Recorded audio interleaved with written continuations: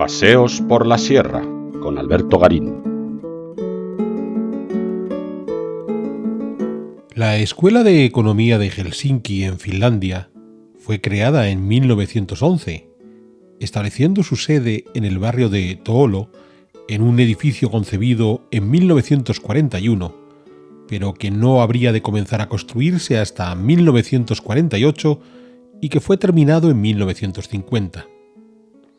El diseño de esta escuela de economía fue realizado por los arquitectos finlandeses Voldemar Bäckman y Hugo Armia, quienes supieron unir el ladrillo tradicional de la ciudad de Helsinki con las formas volumétricas sencillas y las proporciones propias del estilo internacional.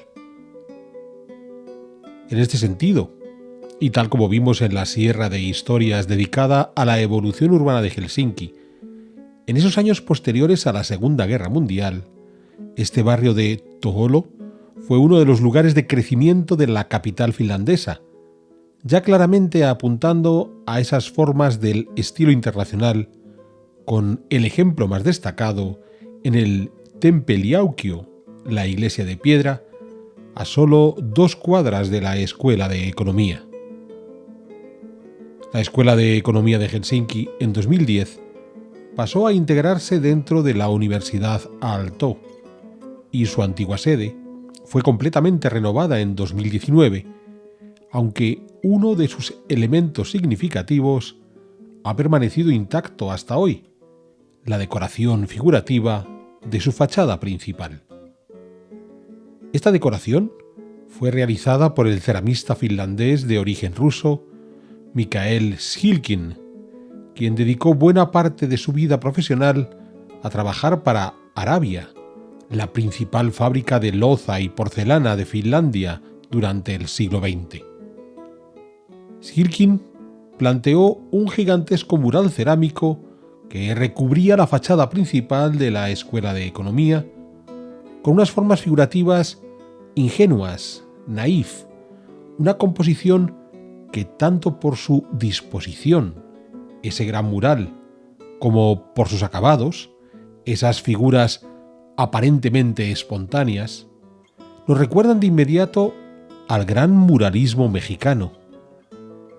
Porque fue en México, a comienzos del siglo XX, donde con un afán didáctico casi revolucionario, enseñar a un pueblo al que se le había obligado a vivir en el analfabetismo, una serie de artistas encabezados por Diego Rivera, David Siqueiros o Carlos Mérida se lanzaron a pintar o esculpir gigantescos murales en donde se explicaba la historia de México con un marcado carácter social, cuando no abiertamente marxista.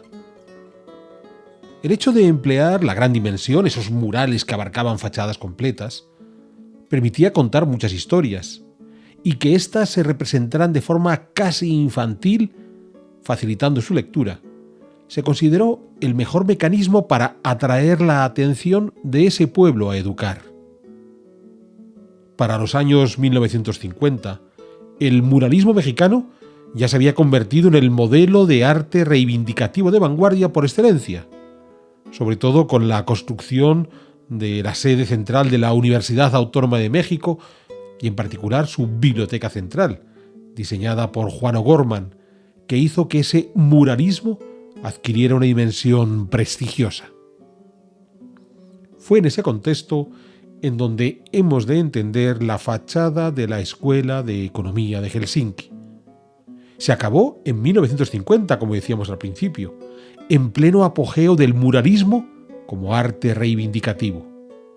Shilkin supo sacar partido a esa vanguardia artística, que podía ser del agrado de la Unión Soviética, que, recordemos, en esos años 1950 tutelaba la actividad política y cultural finlandesa. Pero lo curioso fue que Shilkin utilizó esa fórmula tan del gusto de la intelectualidad marxista para hacer un canto al trabajo, sí, pero sobre todo al comercio y el intercambio de libre mercado. Veamos en detalle ese mural que hizo Shilkin. Para comenzar su lectura, Hemos de empezar por la parte superior izquierda, donde aparece la diosa Atenea abriendo sus brazos al estudiante. Con ello, se quiere hacer ver que el éxito en el mundo de la economía pasa por una buena formación universitaria, que es, en definitiva, el objetivo de esta escuela que tenemos en Toolo.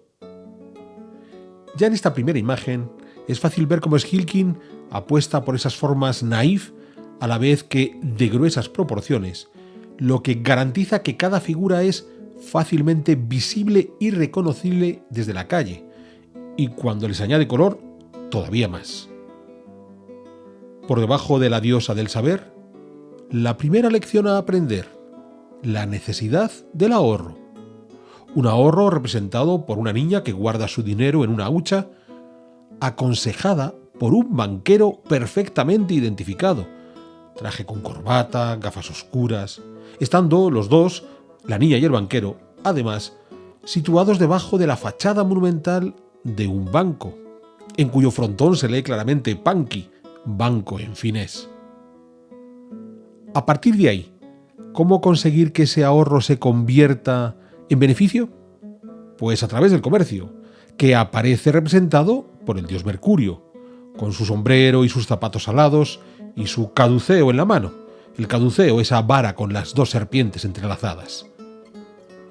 Sobre Mercurio, la balanza que busca el entendimiento entre los que intercambian, y en los platillos de esa balanza, los productos de exportación más habituales de la Finlandia de mediados del siglo XX. Madera, pulpa, papel, pero también algunos productos agrícolas y sobre todo bebidas espirituosas, en especial el vodka.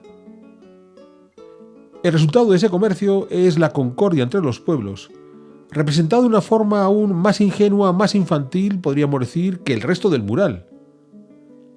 6 individuos forman un corro intercambiando productos entre ellos, comenzando por un tipo con traje y corbata que representa a un europeo. A su lado, vestido de cowboy, un estadounidense, que sería el que hablaría en nombre de América del Norte. Le sigue un asiático, representado por un chino vestido con traje tradicional. El chino intercambia con un mexicano, cubierto por un sombrero charro y una manta, un mexicano que representa a Hispanoamérica, pero no es gratuito que ese hispanoamericano elegido sea un mexicano, desde el momento que esto es un mural. Junto al mexicano, un australiano, con pantalón corto, sombrero y acompañado de una oveja. El australiano comercia con un hombre de piel negra que viste un traje del área subsahariana, por tanto, representante de África. La composición, insisto, tiene un indudable aire infantil, pero no por ello deja de ser muy didáctica y transmite de inmediato el mensaje que quiere hacernos llegar: las virtudes del comercio. Pero como para comerciar hay que producir primero, Schilking completó su mural con 3 figuras más muy significativas de las profesiones dominantes en Finlandia.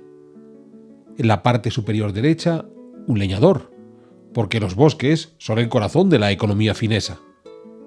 Por debajo, 2 albañiles trabajando, que recuerdan la importancia de la industria inmobiliaria, con ese guiño a la arquitectura tradicional finlandesa, pues están construyendo con ladrillos. Finalmente, un minero, dentro de una galería, que lleva un martillo mecánico en sus manos para arrancar el mineral.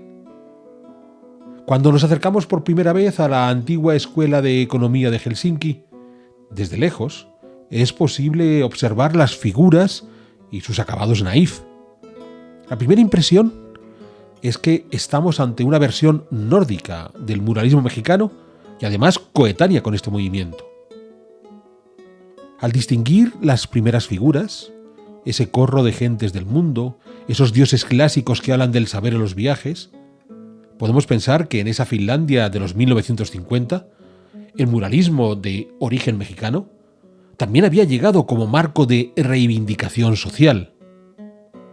Pero como suele ocurrir con todo en Helsinki, es cuando hacemos una lectura calmada del mural de Schilking, cuando volvemos a encontrarnos con ese doble alma que caracterizó la Finlandia del siglo XX. Esa necesidad de mostrar cierto vasallaje al poder soviético, estamos en la Guerra Fría, en este caso apelando a una forma artística que fue bien vista por los intelectuales marxistas, pero al mismo tiempo generando un relato en las antípodas de ese marxismo, con esa singular defensa del trabajo duro, el ahorro, la banca y el comercio como la mejor manera de hacer progresar a una sociedad.